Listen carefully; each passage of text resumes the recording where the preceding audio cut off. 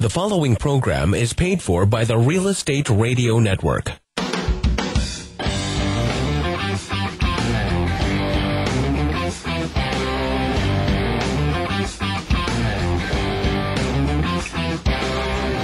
You're listening to Real Estate Radio Fresno on 105.9 The FM KMJ. Now, live in studio, your host, local real estate expert, Craig Barton.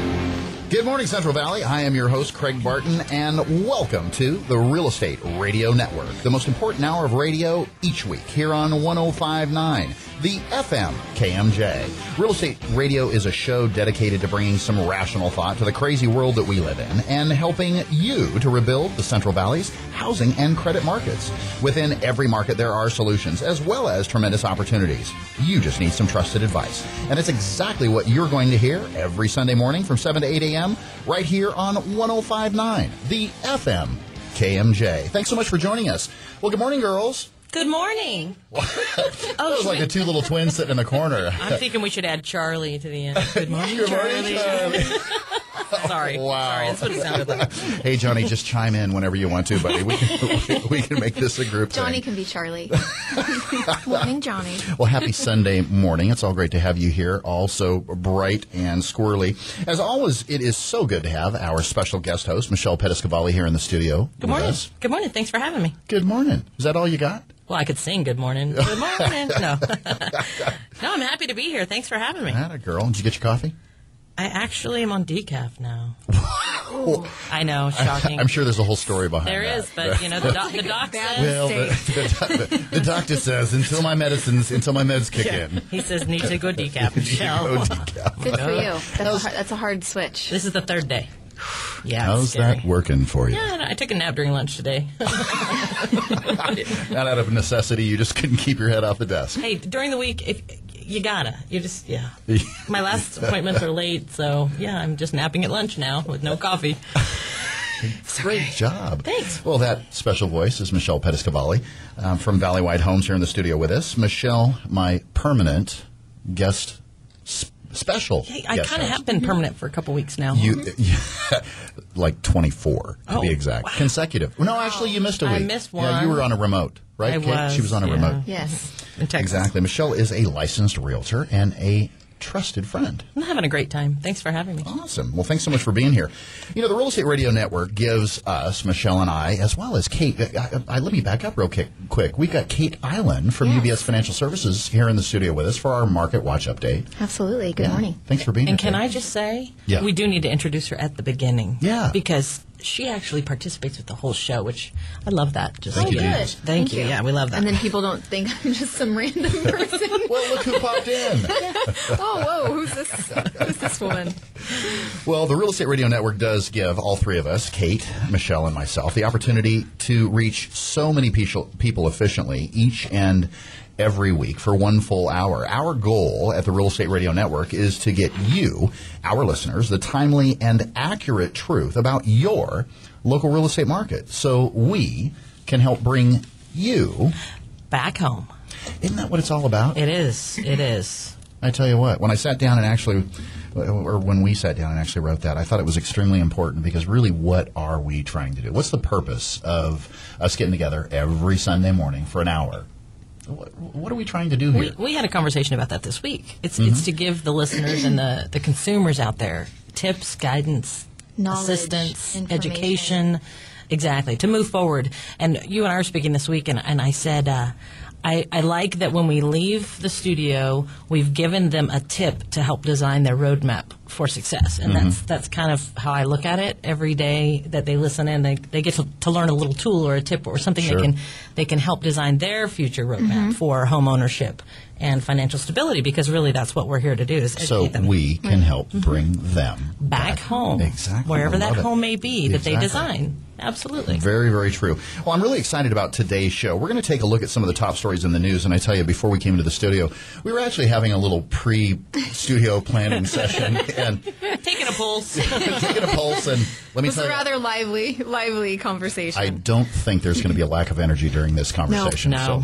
Yeah, I didn't need my caffeine for this one. Stuff. Yeah, thank goodness. A lot of stuff going on in the news. We also have, as we had mentioned, Kate Eiland here from UBS Financial Services for our Market Watch update. And one of the things I'm going to say real quick is I think it's important to draw the correlation between some people our listeners might say, so why do you have a Market Watch update?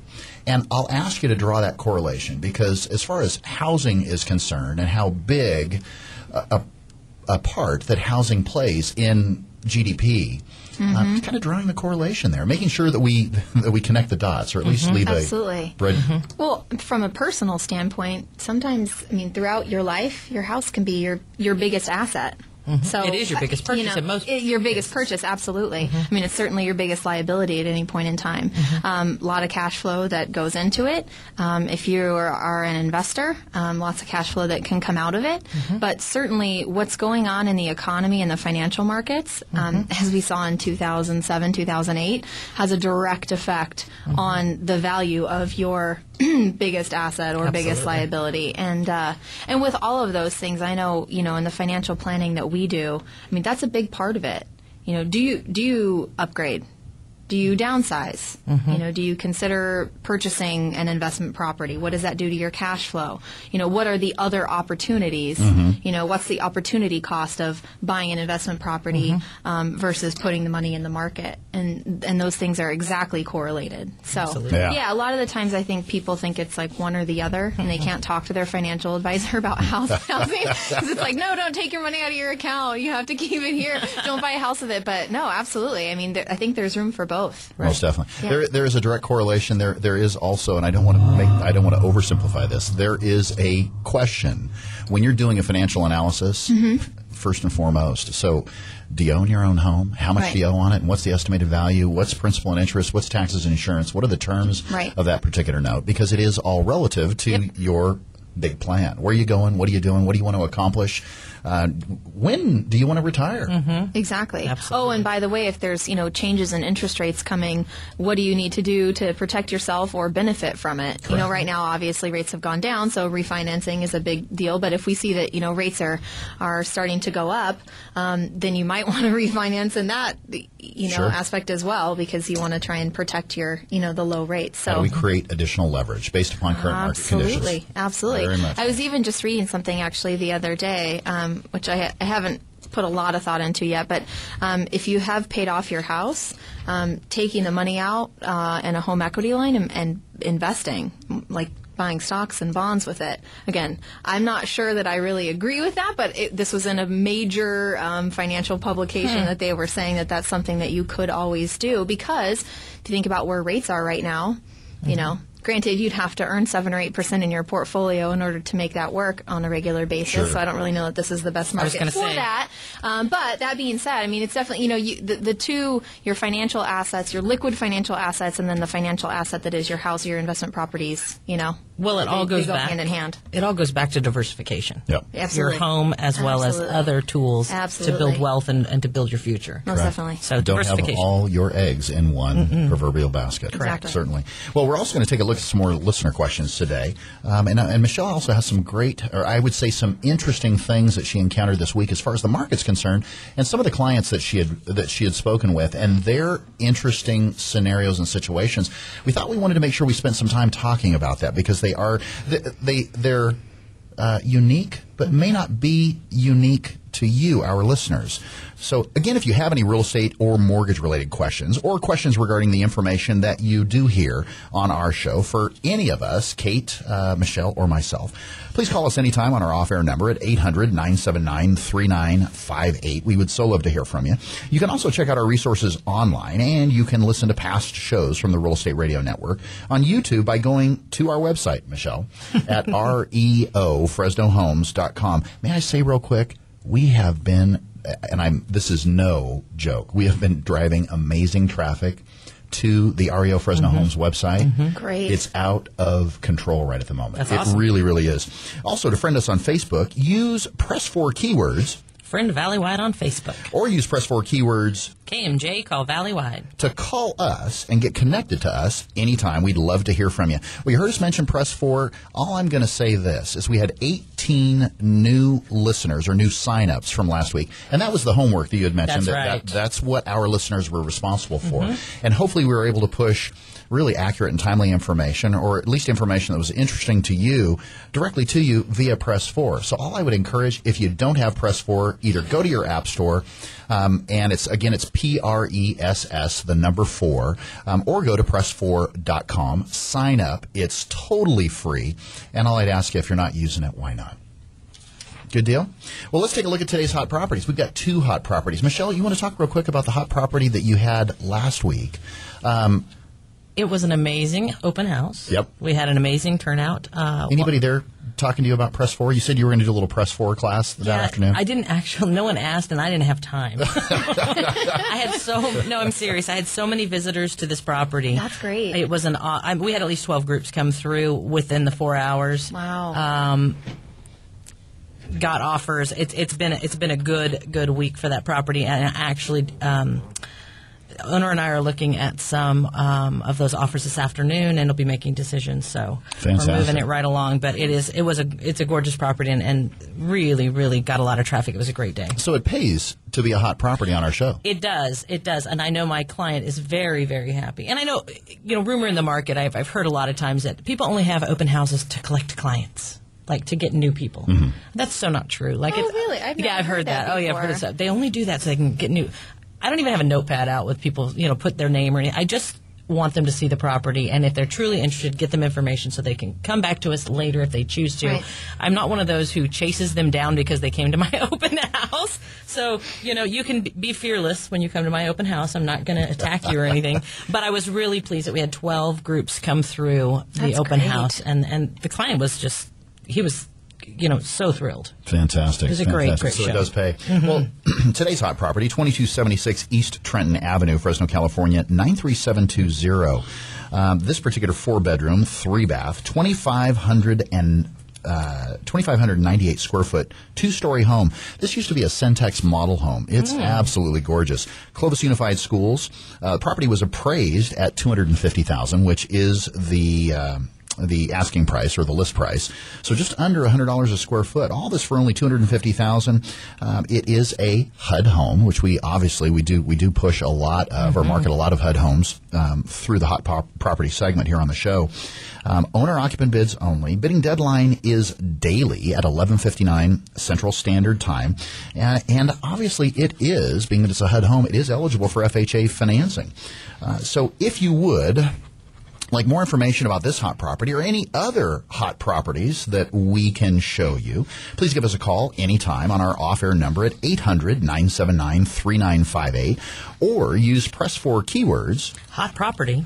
KMJ hot property. My mistake. KMJ hot property. We'll send you more information about this hot property right to your phone. Look for more hot properties each week right here on the Real Estate Radio Network. Well, now we're going to talk about some of the top stories in the news, and this is where we start getting the hair on the back of everybody's neck. Can I start screaming? Yeah, you sure can, Michelle. The table. Once you come down from that, we'll start getting some all real... right.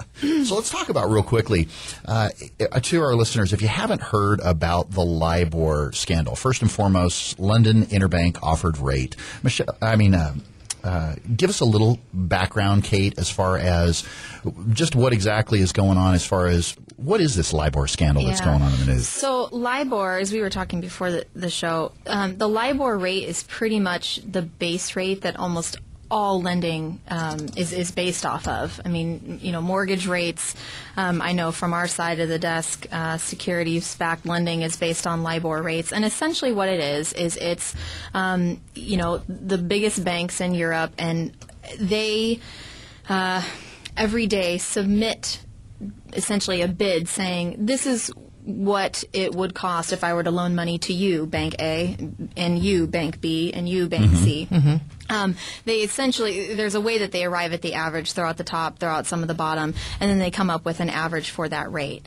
So the accusation is, and it looks like it's more than just an accusation at this point in time, is that essentially the bankers were, calling each other before submitting those bids and colluding to keep the rates low. So, there's kind of two different sides to this. From an investor standpoint, if you were borrowing money during that period of time, I don't not so really bad. know that just simply the fact of did it affect your rate? No, actually, it probably kept it lower. The negative and what the big issue is that banks weren't being honest. And during that period of time, I'm sure as you remember, there was quite a bit of risk in the banking system. And if those rates were not truly reflecting the risk of each of those, brother and sister banks, that's a problem. Yep. And it just, as we were talking before the show, when I started slamming the table, is that, it just furthers the distrust that I think the general public has of all banks, whether they be here or across the pond. Sure. I mean, and so right now Barclays is the only bank that has paid a fine. I believe they paid about $450 million, which I know sounds like a lot, but that is a drop in the bucket. That is nothing. It's laughable, actually. And their CEO stepped down, It's hard to know what else is going to come of it, right, because there was some speculation that actually the Bank of England, which is like the central bank, like our Federal Reserve, right, of England, was somehow involved in that collusion. So yet to be seen. And again, as we were talking before the show, it's not just like lending rates that it affected, but all the credit derivatives and credit default swaps that are also based on maybe the perception of how safe those banks are and where those rates are. That's a multi-trillion, with a T, multi-trillion dollar market. So it affected a lot. Sure. And I don't know that anybody will ever be able to figure out exactly what the effect is. So it's like, then how do you assess punishment? Correct. I guess. Well, and there is speculation that it's going to involve as much as potentially 16 of the world's largest financial institutions. Oh, yeah. Or more. Or more, yeah. That are accused of basically rigging the LIBOR. Well, and didn't they mention arrests? They expect people to be prosecuted in this situation, which I find really interesting. It's difficult to say. I don't know. I mean, well, I will say this, that our justice system, I think, has gotten better at arresting people for white-collar crimes. I don't know. I don't know that arrests will be made. If you want my personal opinion, they should. Well, That's cheating. If you look back, when we were talking about Charles Ferguson's documentary, The Inside Job, really when it comes right down to it, there were plenty of people that came out on that particular that spoke pretty frankly on that documentary, or were a little tongue-tied because they were kind of caught. That white-collar crime like that exists, and it very much exists in our market on an everyday basis. And really at some point, and Michelle, you made this earlier when we were talking before the show, is at what point is enough enough? At what point... and Michelle, excuse me, I keep looking at Kate going, and Michelle. Michelle. It's because I've got twins here today. And you guys, hi, Charlie. Kate, earlier you were saying, well, it's so unwieldy. How do you get your arms around it? Really, when the day is done. The whole financial system in general, and I work in it, so I know, and I'm not trying to bash it, but it's just...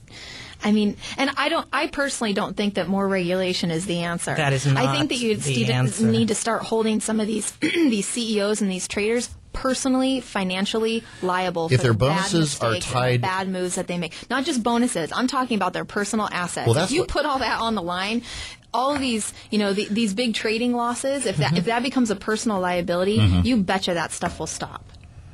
Interesting you say that, because I think that's an interesting way of looking at how do you go about regulating when you put your own when you Michelle, as you're said, willing to risk when you have skin in the game. And whether and someone had said that as well, and I don't recall if it was directly from the documentary The Inside Job or if it was afterwards, because the Commonwealth Club of California interviewed Charles Ferguson, and I think it was his comment when he said, at the point at which the upside and the downside, that you are held directly accountable for the up as well as the down. In other words, if you have the ability to be able to leverage 35 and 40 times and something goes horribly wrong. South, yeah. Yeah, exactly. That created direct exposure for you. Like exactly. like the one deal with Jamie Dimon and Chase and right. Someone screwed up. The London Whale. Yeah, the London Whale. Exactly. And somebody's head ended up on the chopping block. Absolutely. But that was just money lost for the shareholders. And again, if the risk oversight was tied to Jamie Dimon, and I like Jamie Dimon, he used to be kind of like the darling of the financial industry. But if you tied his personal balance sheet to taking those kinds of risks, it just wouldn't happen. And I'm not, obviously that's kind of an egregious example, and I don't ever think it would happen. But like, for instance, in our business, the way that we kind of relate it is, this is one of the first things that I learned in the business is, you don't buy something for a client unless you own it first. Have skin in the game. Be in the water with your client so that you understand what that investment is doing. Really? Absolutely, yeah. You got it, because otherwise it's like if you're recommending something but it's not good enough for you to buy, then why are you recommending it? So that's a very basic premise, and I know that the financial sector is much bigger than what I'm talking about. But still, point is. But these people are being paid to hold a position of a huge economic graces. They get a huge salary. They also have a huge responsibility. Right. You can't just get the salary and the perks and not hold the responsibility as well. Right. What, they lose their job, that's it? Right. That's it? The sword is double-edged. Yeah, exactly. Right. And so I think it's the same way we look at our county, our state, our country.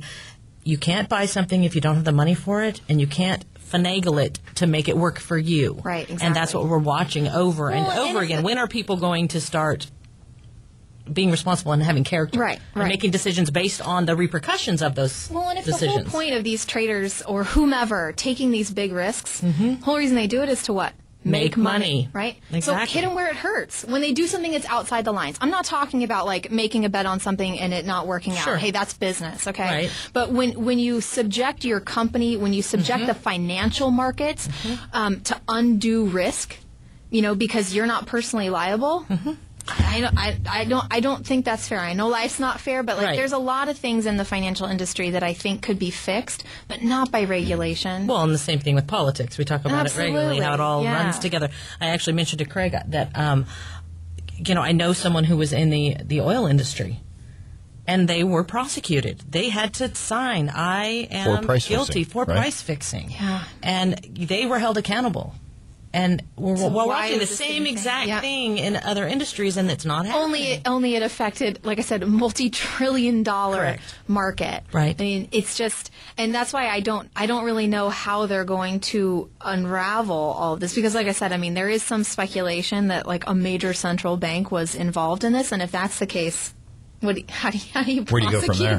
How do you prosecute the Central Bank of London? I don't know. I'm laughing. It's not funny, but you know what I mean. It's just, but that's the whole. That was my whole point about the financial system as a whole. It is so big. It is so fast. It is so beyond the scope of what everyday people walking around understand. Right. I think if everybody had an idea as to how big and quick these things happen, everybody would be shocked. You'd be frozen into just not wanting to do anything. So then when things like this happen, like I said, we've just had so many scandals in the financial, all industries, but I work in the financial industry, so I see it.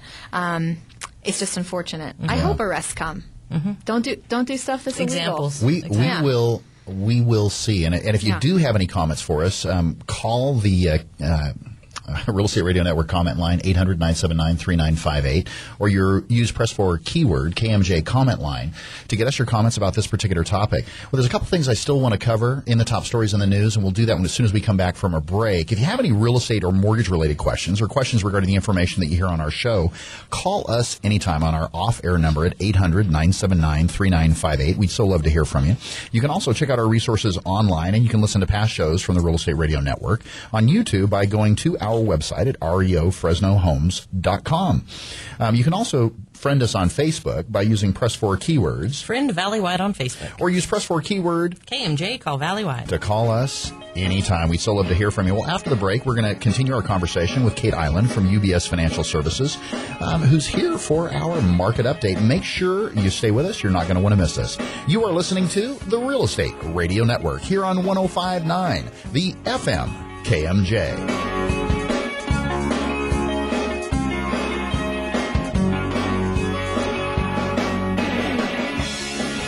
This program is brought to you by the Real Estate Radio Network.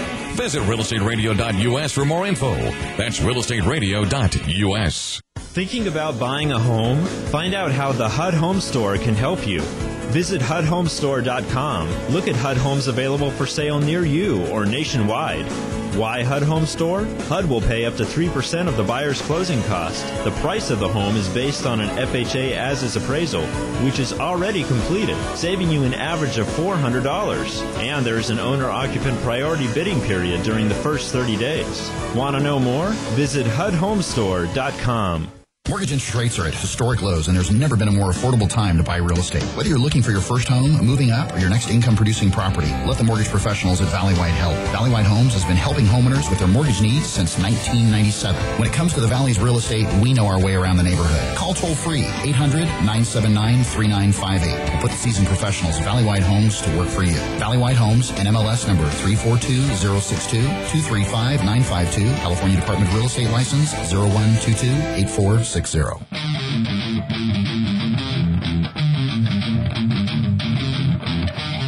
You're listening to Real Estate Radio Network with local expert Craig Barton. Now, here's Craig. Well, before the break, we were talking about the LIBOR scandal that's currently going on, and we were talking about being held accountable. If you were a CEO or someone that was responsible for taking huge risks on behalf of your investors. And Michelle, you brought up a really good point on the break. Well, I was just mentioning I was hanging out watching some games this week, and a good buddy of mine says, "Did you hear what happened with Penn State?" And so we went in a little bit to our conversation about how they are being called on the carpet. They are being held accountable for things that have happened in the past. And this person that I was actually hanging out with worked within the Fresno State organization. This program is brought to you. And Johnny, was that me or you? Anyways, and he said in some cases he's looking at it, and he's an older gentleman who has some insight, and he said in some cases the things that they are doing are like beyond what would be considered reasonable, because it's not necessarily affecting those forces that should be held accountable. It's affecting a lot of other people, but not necessarily the forces. So so were the penalties that were assessed as far as Penn State's concerned a $60 million fine, which is roughly about 1 year's gross revenue from the Penn State football program. No chance they can't be in any for postseason. 4 or 5 seasons, no postseason. I think it was quite a few. And then there was one other big piece of that I can't remember. Back to what, 2002 or the win, as far as Joe Paterno's wins, he was the winningest football coach in college history, and now all of the wins that were had to be vacated from 1998 to 2011, which dropped him now down to number 5 on the list. And there was also some a reduction in scholarships each and every year, and any athlete that was attending Penn State currently could transfer and be immediately eligible to play. They asked, and I watched Dave Emmert, the president of the NCAA, when they actually had the press conference the other morning, and they said, well, did you consider the death penalty? And they said, yes, we did, but we really truly felt that the death penalty wouldn't give us the opportunity to accomplish as much as we wanted to than these particular penalties, meaning that we were able to get your attention and make sure that folks understood that this was not acceptable. And there was another gentleman up there, and I forget his name, but he was also speaking when Dave Emmert was up on the podium and announcing these infractions and these penalties. And the big point that continued to be made was we wanted to make sure that folks understood that enough was enough. And I don't feel that was just directed at Penn State. No. I definitely that is a lesson for all. Exactly. It really truly is, because as far as oversight by your university, as well as and they said someone had mentioned that the president of the college that was fired was on one of Dave Emmert's committees. And went to this big president's retreat, and so it was kind of a slap in the face to a certain degree. Don't really know how much of that is true, but it all comes back to, though, people being held accountable. There's certain arenas where we are requiring them to hold people accountable. So right, wrong, or indifferent, whether you agree with what they've done with Penn State or not, they're saying we're holding you accountable. Correct. You as an institution are now going to pay the consequences. Period. The end. In other instances, we do the same thing. But in the financial arena, I guess, is where there's not as much of that. There's not a lot of accountability. And this is an example, you're right. So we're not going to see the same issue probably pop up going forward. So that's the part I think arrests need to be made. I think people need to be made an example of, because that's how you teach people going forward. It's kind of like the fire's hot, don't touch it. Right. You're not going to know that unless you touch it. So everybody touches it once, and then they learn the fire's hot. Right. Same type of thing. Yeah. Cause and effect. Yep. Right. Absolutely. One quick question. Last week, did anyone, not to segue, but did anyone see Ben Bernanke testify before Congress last week? I did. Yeah, you did? You were riveted, weren't you? I TiVoed it also, so I could replay it in slow motion. Oh my gosh. So when's the showing at your house? Popcorn and all? Tonight, y'all. With the barbecue, bring it. Well, it was interesting. One thing real quick here. I wanted to just say, I was a bit taken back when Charles Schumer tends to be one of those political figureheads that really gets under my skin. And it's because some of the misguided and kind of pompous statements that he makes. So he has... Am I showing my colors? It's turning red. Yeah, thanks. I'm usually that way, but now you see that vein in my forehead popping. He urged Chairman Ben Bernanke to start quantitative easing or similar measures before November. And he also said that, incredibly, he ordered, despite 2 false starts, we're having a much rougher time, this is a quote, than we ever imagined, getting unemployment down. So get to work, Mr. Chairman. Really? And you should have seen the look on Bernanke's face. He's like, did he laugh? Really? The look on his face. And he was trying to reason with Bernanke and saying, hey, listen, you need to do something because Congress obviously isn't going to do anything anytime soon. Well, and this is why Bernanke actually made the comment, like, you guys got to help us out here. Yeah, this is not going to be. This is not one-dimensional. And I think that wasn't the last kind of interview, grilling, whatever you want to call it. I mean, all these politicians get up there, and at first I kind of enjoyed it, but now it's like they look like idiots. I'm sorry, but they do, because they're up there grilling Ben Bernanke, and Bernanke's basically like, hey guys, I don't know if you've read anything. The job that you guys are lacking at doing is actually holding back the economy. How about... They're trying to do... I mean, they've got a couple tools in their toolbox, and beyond that, they've got to have some help. So for any politician, to order that... get to work, Mr. Chairman. Get to work. Well, and I love that he says before November, before the election. Of course. Oh, really? It's not a coincidence. Yeah, let's look like an idiot. There's no specific timing that There's no coincidence whatsoever. Absolutely, positively not. Right. And last thing I wanted to talk about that was in the news, and I tell you what, this was floating around like a political time bomb this last week. You didn't build that. If you've been successful, you didn't get there on your own. Somewhere along the way, someone had to help. When we succeed because of our individual initiative, but we do things together. Spoken by our current sitting president. Yeah, and I think with all due respect. Excuse me for saying this. I think someone mentioned that's what happens when he doesn't use a teleprompter. I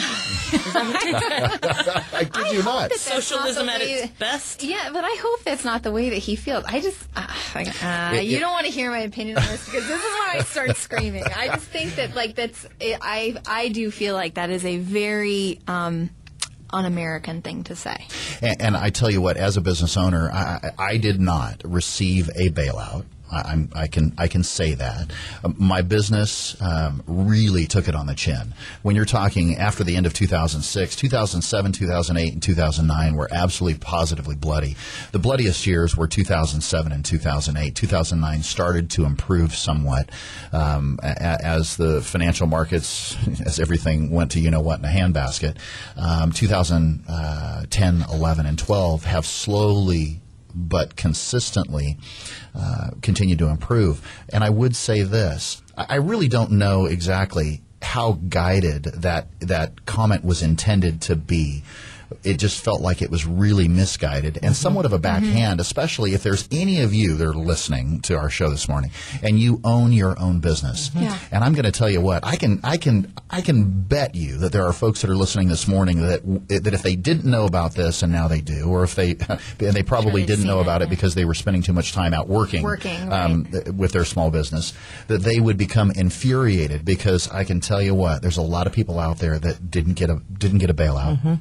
That took it on the chin, that saw their income drop dramatically, because really when it comes right down to it, housing and all of our other industries here locally in the Central Valley are all intertwined. Regardless of whether you want to think it is or not, we all took a significant hit during 2007, 8, 9, and so forth. It's just a little offensive when you have someone say, you didn't build it on your own. No. Yes, but Craig, the road that you drive to get to work, that was built with government funds, and the internet. Thank you, Al Gore, for creating the internet. You wouldn't have any of those things if it weren't for the government. So, well, that's is that the argument? You're thinking that's his argument? Is that all you got? That's it. No, it's like really like there was some part in there about the roads, and so again, it's just those kinds of comments, I just feel like, especially with as much as Americans right now are struggling, we have so many people out of work. Like, where's the incentive? Like, when your own president is saying things like that, where's really the incentive to go out and bust your butt and work hard? Sure. You know what I mean? I mean, unless you have it internally, or maybe it's partially there internally, if you have your leaders, I mean, if that's the example that you have, it's not very inspiring. And that's, I think, the problem that I have with it. It's just like, there's a lot of people that are having a tough time right now. Kate, is it a sign of the times? Is that comment a sign of the times? I hope not. Because if it is, like, we're all in big trouble. I really do. I hope it is. I hope it's a comment that isn't indicative of a sign of the times and a sign of what we're willing to accept in terms of where our great country is headed. Right. Because it's disappointing. If that is the case, I would hate there to be an instance where we, for one moment, felt that individual initiative was taken out of the equation, and that it's just because we all do it together. Right. Or because you have I mean, to me, it came across like the government is the part of the we, and all I have to say about that is, by the way, the government doesn't make or produce anything. For all of you who don't totally understand that, they collect tax revenues. What are tax revenues? That's income that other people have made. And they can't even balance the doggone budget. Well, don't even start there. I'm sorry. Don't even start there. No. But, I will say, to kind of segue, thinking about, is this a sign of the times? There is a bright spot in America, and it is because of people's initiatives and people's hard work, and that is the energy sector right now. Awesome. Yes. So I know we've been pretty negative about some things this morning. I just have one comment on that, though. Go for it. I'm shocked that we are not having more people stand up to the comments that continue to be made that are disrespectful of Americans. And our public. Well, maybe it should our start. Private sector. I really am disappointed that we don't have more people standing up and saying, we're not going to put up with a president who speaks these words to us and disrespects us in this way. Business owners and people, that's my concern. We'll see. We'll see in November. We'll see who stands up. I mean, that's, I think, the biggest way to kind of, cast your vote. Yeah. Absolutely. So let's talk about the energy sector. Yes. So this I need a little energy. Exciting. Yeah, absolutely. No, this is very exciting. So in June, UBS Wealth Management Research issued a fantastic report, very comprehensive, about North America and our energy independence. So talking about, the strength of America. They said that in the next decade, they believe that North America, so not just the U.S., but North America, will achieve energy independence from OPEC oil imports. And they actually expect that the U.S. will become a net exporter of natural gas within the decade. Johnny, can you hit the applause button? Because I think that deserves a little.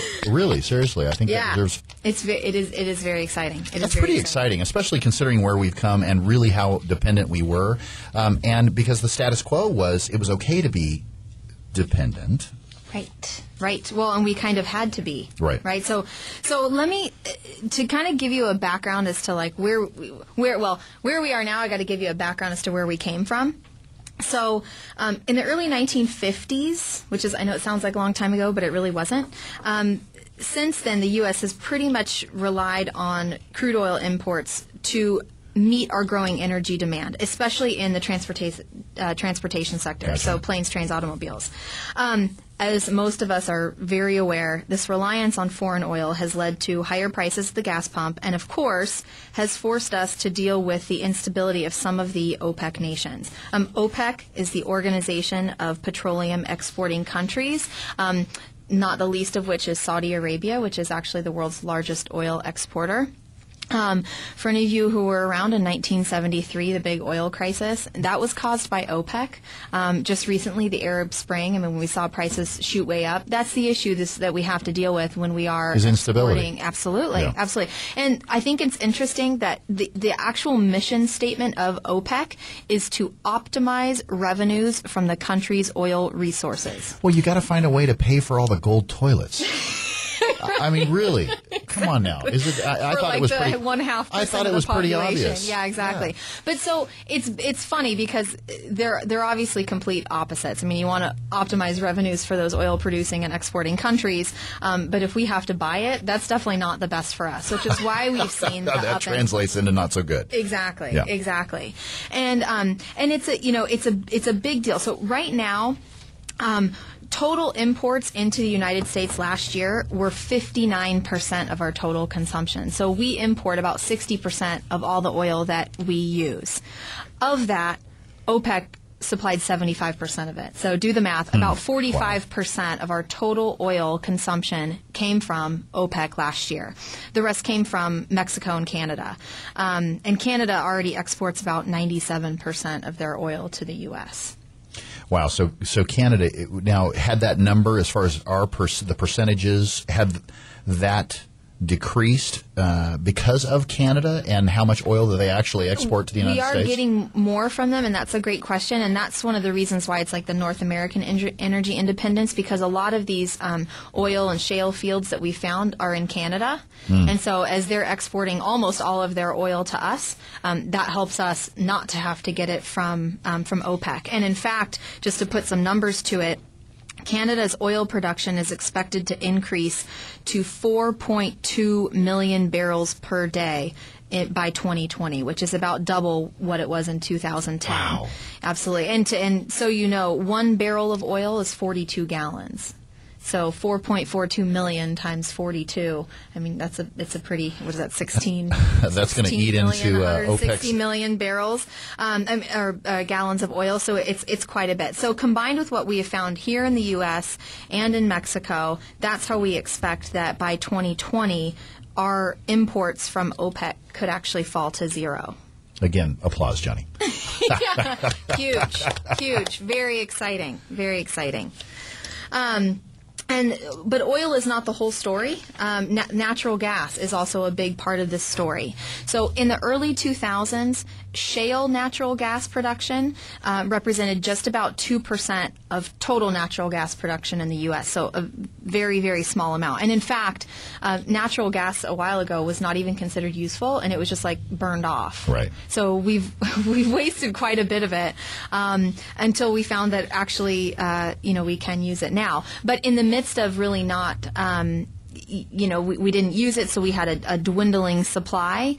We had built a lot of terminals on our U.S. coast to import natural gas, right? So we were like burning it here and then importing, and then we burned off so much and we didn't have it, and then so we were importing it. Don't ask me. I don't know. Yeah, I don't know why. This happened over a number of years. I mean, this is not like just in the last couple years, right? So with the dependence on foreign oil and increasing demand, which demand increases on a regular basis, the prices of oil have increased so much that natural gas has really become quite attractive. And then on top of that, new technologies, which many people know as fracking. I think we talked about that last time. My buddy's a fracker. He's a fracker, yes. We have found as much as 100 years of demand in natural gas, which is 482 trillion cubic feet, by the way. So hopefully by the time that we burn through all of this, once we've figured out how to pressurize it, liquefy it, pressurize it, and get it to the surface, and then transport it to the refineries, and actually turn it into gasoline, that we'll actually come up with a battery that will last us longer than 40 miles in our automobiles. Correct. Well, and that's part of the Maybe? yeah. So, like in looking at investment themes, like it's great to know that we're not going to be dependent on foreign sources of oil. But how does that actually relate to how will that benefit the U.S. economy? Sure. And the car companies are a big part of it. Right now our cars are not equipped, and we don't have the infrastructure in place to actually have natural gas filling stations. But that's jobs. That's jobs. Well, I was going to say, when Henry Ford decided to build an enormous amount of automobiles, we carried the gas on the car, if I recall, because there were no gas stations. Right.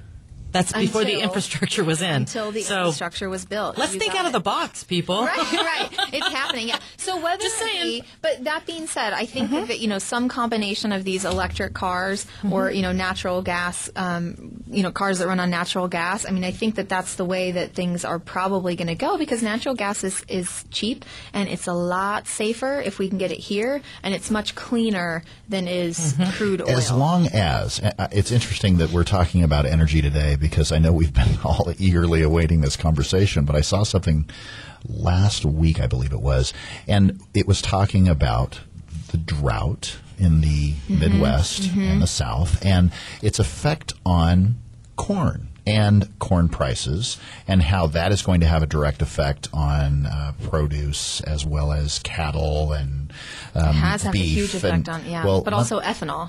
Yeah, thank you. That was the next thing I was going to say. Every time I drive out on Avenue 14, Avenue 12, and I see Pacific Ethanol, and I'm thinking to myself, so who came up with the idea to base some type of alternative fuel source on corn? A commodity whose price fluctuates on a daily basis. Right. And sometimes multiple times on a daily basis. Oh, unless the government's involved, and they're going to help make sure that you get paid. There are some subsidies, yes. I will, however, say that in South America, a lot of their ethanol is produced with like beet sugar and that kind of thing. So it is actually an input. It's a legitimate input. The problem, I don't know a lot about ethanol, so pardon me if I'm completely wrong, but I've heard that it takes as much energy, to produce the ethanol as it would save, because you can only have up to 15% ethanol in your gasoline. Right. Cars are not equipped to have any more than that, so it's not like a complete replacement. So it's a filler. Yeah, exactly. It's like pink slime. It is a filler. It is a filler. Yeah. But natural gas. Corn, wow. Yes. Corn filler. It's like cornmeal. Alrighty, moving on. Sorry, I couldn't help myself. But natural gas, on the other hand, like you could use that 100%. Again, your vehicle has to be equipped for that. So we're seeing a lot of fleet conversions, because it's better to do that, cheaper to do that in the long run, just convert them to be able to run on natural gas. Yeah. We just have to have the infrastructure in place. But then beyond that, with regards to infrastructure, and this is a huge part of the story, is that all of those import facilities that we had for natural gas, there are now companies working on transitioning those to export facilities, because we have so much here that we can start exporting it. Why is that a big deal? Because natural gas prices outside of the United States are as much as 4 times higher than they are here. Wow. So eventually we would think that we would see an increase in natural gas prices as we are exporting more. But again, that's huge for business, huge for the U.S. economy. It directly creates jobs for, developing the infrastructure. The cost savings that we get from using inexpensive natural gas as an input for industrial and chemical and manufacturing businesses is huge. We can sell the technology of the horizontal drilling and the fracking and that kind of thing. We could sell it to China or other high energy demand countries. There's just it's a huge boon to our economy. It's not going to happen tomorrow, but we think by 2015 that we can have those export facilities up and running, and we can start exporting natural gas, which is huge. So, just as far as again, taking it down to the investment level. So it's like, okay, well, what do you do with that information? Then that's great for the energy sector and good for the economy as a whole. But how can you capitalize on that? Yeah, absolutely. Let's make money, folks. So within the energy sector, natural gas producers, that's kind of a no-brainer there. It could take some time for natural gas prices to rise because we've got to be able to export it. Sure. Right. So we tend to favor companies that have very good execution, and especially those that are operating in the Marcellus shale fields. They all are named different things, depending on where they are. But the Marcellus shale field is one that's a lower cost source of gas. So natural gas producers, you might want to look at there. Oil producers, the big names. Select companies with good growth strategies. And in general, it'd be good if you could get a diversified producer that works in both oil and natural gas. And by the way, all of these names, give me a call. We can have this discussion. I just can't listen. I can't solicit stocks on the air. One huge sector for people needing income. I cannot pound the table on this sector any more than I possibly can. Would be oil and gas pipelines. Limited partnerships. They are high income producing companies, and essentially, we've got gas or oil in these fields. Well, how do you get them to the end user? What do you do with them in the meantime? If we have all this supply, where are they being stored? Those would be the pipeline companies. Mm-hmm. The way that they're structured, because they're not a C Corp, they typically have yields of anywhere from maybe 5 to 8%, and a good part of that is tax sheltered. So both in retirement accounts and after tax accounts, they can be fantastic. So again, for those income investors, the MLPs, the pipelines, that is a great space. Other areas of the market that might benefit would be like power plants, any of those that are using a lot of natural gas or have the capacity to produce more power on natural gas. Transportation, cars. So there's one big car company that I think can really benefit because they obviously the move is to have less emissions. Sure. Mm-hmm. Right. So car companies that can do that and are doing that, they're going to look good. Even the rails to some extent, railroads. But definitely chemical companies and material companies, because natural gas is an input into it's both the energy that's needed, and it's also an input into making things like glass, plastic, rubber, things that you wouldn't necessarily put together. But if we've got it cheap and we've got it here, those chemical companies and those materials companies that are here have a distinct advantage over foreign chemical and materials companies. Yeah, so it's huge. It's beyond just the gas sector. And then again, anything to do with energy infrastructure, including the pipelines, but also storage facilities, converting the terminals to export facilities. All of those areas are areas that you can benefit from. And we have both individual equity ideas in that regard. Mm-hmm. We have mutual funds. We have exchange traded funds. Any way that you can, that you want to be involved in that sector, we've got it. So definitely, this is a huge opportunity for investors. Get in early, because we've got a span of time, and I think we've already seen natural gas prices increase a little bit, and we think oil prices might see a bit of a collapse because we have so much of a supply of natural gas. So you want to make sure of the companies that you own and that kind of thing. So definitely reach out to me on this one. It's huge. As the world evolves, it's so important that you have someone like Kate on your team. Call Kate, 559-248-4097. You got it. Correct? Awesome. Or use press 4 keyword. KMJ, call Kate. I knew you could, Kate. Gosh dang it. Important to be diversified. It really, really is important to have someone on your team that's in the know that can help guide you in terms of really where's the market headed. Because I tell you what, you get up in the morning, we wear so many hats. I wake up, I'm a father, I'm a husband, I'm a taxi driver. At some point I get to the gym. At some point I get to the office. There's so many hats that we wear. It's really, really important that you have a financial expert or someone on your team for whatever the need is to make sure they help keep you in the know. I tell you what, Kate, really good job, kid. Thanks so much. Mm-hmm. Let's take a look real quick as far as a quick listener question. Well, And I don't know if this is a quick question or a quick answer, but I was told recently when I went to buy a home that the home needed a lot of work, and our agent told us that the seller was selling the home as is and would only accept cash offers. Can we really do that? Michelle, maybe talk about can't do that. I know this is your favorite topic, so. Well, in that situation, you need a 203K, which is a rehab renovation loan, which we regularly work on in our office. If it needs a roof, if it needs something, if it needs carpet, paint, appliances, new doors, new windows. Yeah. A lot of times there's just some windows broken that just need to be replaced. Nonetheless, up to $35,000, streamlined 203K.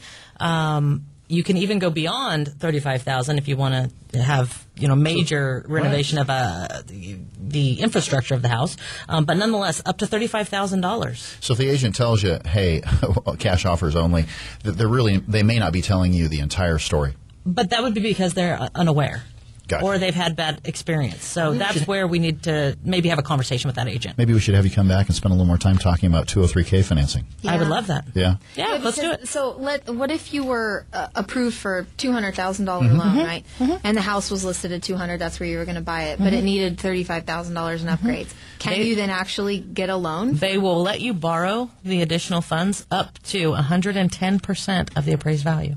However, the numbers still have to make sense as far as what your payment is. Right. So, in that situation, because you make it sound that way, we want to make sure the numbers make sense. But yes, you can borrow that. Can't over-improve it. There are safeguards in place as far as that financing vehicle is concerned. Okay. Well, again, if you have any real estate or mortgage-related questions or questions regarding the information that you hear on our show, call us anytime on our off-air number at 800-979-3958. We'd so love to hear from you. We love more listener questions as well. Let me tell you, we've got a ton that we didn't get to today. You can also check out our resources online, and you can listen to past shows from the Real Estate Radio Network on YouTube by going to our website at REOFresnoHomes.com. To friend us on Facebook, use press 4 keyword. Friend Valleywide on Facebook. Or use press 4 keyword. KMJ, call Valleywide. To get connected to us anytime. A big thank you to Kate Eiland from UBS Financial Services. Again, contact Kate, 559-248-4097, or use press 4 keyword. KMJ, call Kate. Awesome. Big thank you to Michelle Pettis-Cavalli. Thanks so much, Michelle. Johnny, thanks so much, buddy. You do a great job. Our goal with the Real Estate Radio Network is to get you, our listeners, the timely and accurate truth about your local real estate market so we can help bring you back home. Don't forget to tune into the Real Estate Radio Network next Sunday at 7 a.m. right here on 105.9 the FM KMJ. Make it a great day, Central Valley, and we will see you next week.